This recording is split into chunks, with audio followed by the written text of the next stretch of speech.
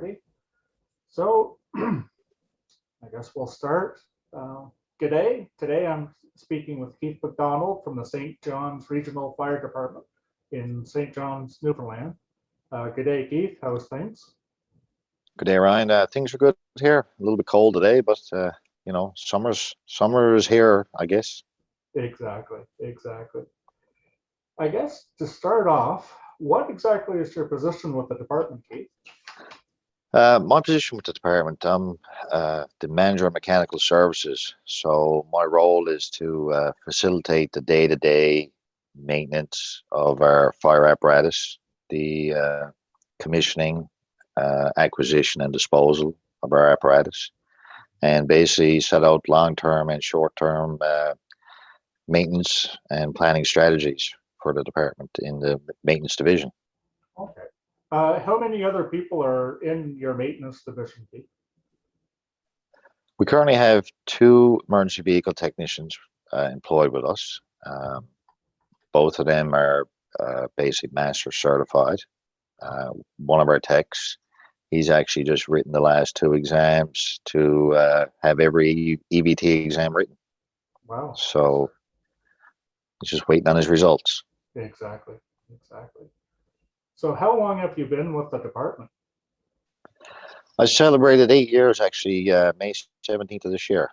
Wow. Yes, sir. Now, what drew you to the position initially? Did you have a fire background or? I don't have a fire background as such, other than watching the trucks go around when you're growing up, like everybody, right? Yeah. But I come from a trades family, and I've always been interested in kind of taking it to the next level of producing and designing stuff. So I did a automotive engineering technology course about 20 years ago, and I went into the mining industry for a few years and honed some of them skill sets that were taught to me. Mm-hmm. And there's not many opportunities like this in the country, let alone in the province, to put pen to paper and produce an apparatus at the end of the day. Exactly. Throughout the years, what has been your favorite memory with the department? I guess the big thing for me is every time we get a new apparatus and you see your little bit of vision come to life, and exactly, yeah. at the end, it's having the guys satisfied with what they're being given to use, because at the end they're the end user, so yes, you're trying to satisfy their need, right? Yeah, and it's one of the few things that you can start out on the project and you have something physical at the end to signify the accomplishment of the project, I guess. So 100%. I mean, it's you're putting the keyboard to your fingertips and you're typing down what you want, and then you're trying to make that word vision into a reality of a tangible item, and it's pretty good when you get to the end of it, right? Yep. So I guess we should move on to St. John's itself. St. John's, Newfoundland is a very distinct city in itself. Tell me a little bit about the city, Keith. The city itself is the most easterly capital city in North America. It's built basically the main crux of the city. The oldest part is a narrow street, lots of hills, lots of old construction. We've had 3 major fires over the years, but the big one that sticks out is the Great Fire 1895, which basically annihilated the city. So it wasn't long after that the department was formed, because they were seeing a need to have a department. So we celebrated our anniversary last year, right? Okay, yes, that's true. So. Yes. Yeah. Now, for the city, how's the percentage go for rural, commercial, industrial, that type of thing? It's a kind of a mix. It depends on, like, if you got the main, we'll call it city proper, the original city, it's a mix of dense housing, row housing, a lot of commercial infrastructure, different office towers and stuff like that. But as you start to move away from the city core, you get into industrial parks. There's basically 6 industrial parks that we look after as a department, which spread into other communities. But I mean, we have an industrial park here that's 470 acres, and that's one of our parks. And then when you get further west, you get into farming communities. There's dairy and stuff like that. So it's diverse. Yes. Yeah. Is there any unique qualities of St. John's that presents challenges for you? I would say the downtown core. After the Great Fire, building material was scarce, so there was a lot of row housing built. The geography of the downtown is, like I say, a lot of hills. Yes. We've had instances where the guys want to set up a ladder and they have to go 3 or 4 houses up the street to a level ground and access a roof and then travel over roof over roof. Yeah. And the other thing the guys encounter is overbuilding. So you might have 3 structures that were all 3 different heights. And then someone says, well, I'm going to make all these houses the same height. So you have a roof built over a roof, over a roof, over the years. Yeah. Right. So that would be the challenge I see. Mm-hmm. And I know the area called the Battery is an interesting area to try to get vehicles down into as well. Yeah, the Battery, years ago it was a community to itself, and even though it's like in the city, it was its own little fishing community, and now it's part of the city, but the roads down there are sometimes in spots only wide enough for 1 car. Yeah. So we actually developed we used to have some portable pumps out that way, but over the years we've now have hydrant city service. So we developed a little brush truck to serve as a wildland fire apparatus and in that area also, right? Exactly. I guess moving on to the department itself, what size is the department, Keith? The department has approximately, not including management staff and whatnot, you're looking at approximately 200 members, and that includes our temporary firefighters. And then we have a composite station, which approximately has 30 volunteers. Okay. Yeah. How many stations do you work out of? We currently have 8 stations. They're staffed 24/7. Well, I should rephrase it. We have 8 stations, and out of them 8, 7 are staffed 24/7. One is a composite station, which has an 8 to 4 shift, Monday to Friday, of career firefighters, and from 4 p.m. to 8 a.m., and include both Saturday and Sunday. It's staffed by our volunteer composites. Okay. What is the greatest challenge you face currently in the department? I guess the pandemic is the biggest thing for Exactly. as a current running issue, but the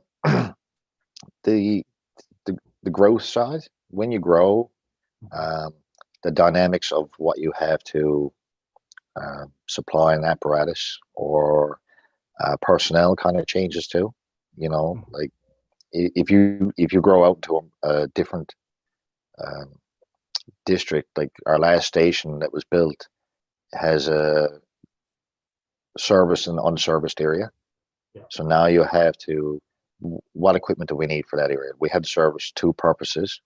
And not only that, what infrastructures does that town have that now we have to, in regards to fittings and radio coverage and stuff like that. So I see that as an issue that as you grow, we'll call them growing pains.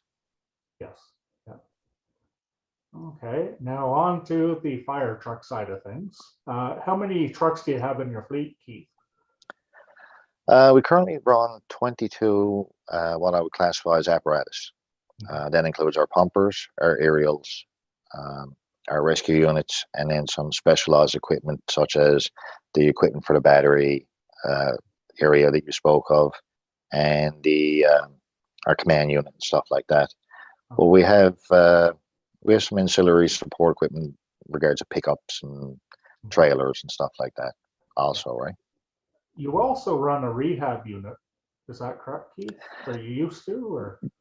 We were running the rehab unit, and we came into a refurbishment